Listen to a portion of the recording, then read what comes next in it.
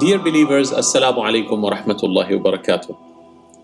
Time travel is the topic of the hour, and it is the wish of all human beings to do it, either travel to the future or travel to the past. Subhanallah, in the event of Al-Isra wal Mi'raj, which took place most likely in the month of Rajab, towards the end of the month of Rajab, this event took place. In this event, the Prophet ﷺ not only traveled far distances beyond the seven skies in the earth, but he also traveled in time.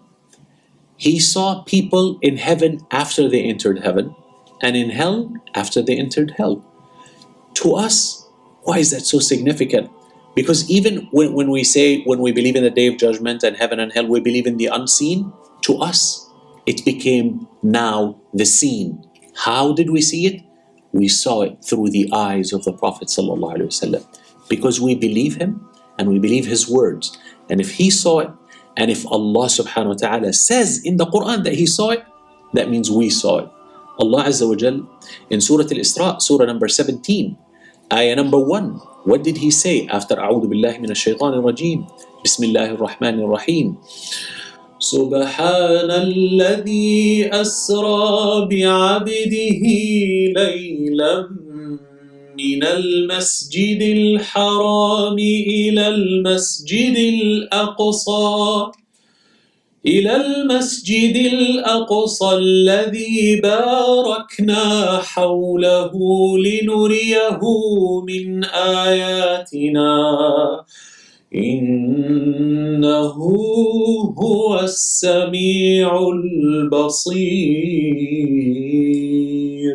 Glory be to Allah, the one who took his servant Muhammad sallallahu alayhi wasallam in a night journey from Al-Masjid Al-Haram, from the forbidden masjid, back again, the forbidden city, the forbidden mosque, masjid, and the forbidden month, which is the month of Rajab.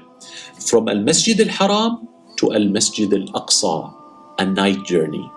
Masjid Al-Aqsa, Aqsa in Arabic means farthest.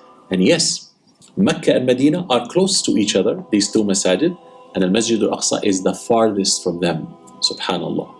And Rasulullah sallallahu alaihi wasallam went into that first miraculous journey from Mecca to Al-Masjid Al-Aqsa, and then he went from Al-Masjid Al-Aqsa to above 7 heavens, in a way that Rasulullah traveled through vast distances and traveled through time, which is the wish of scientists today.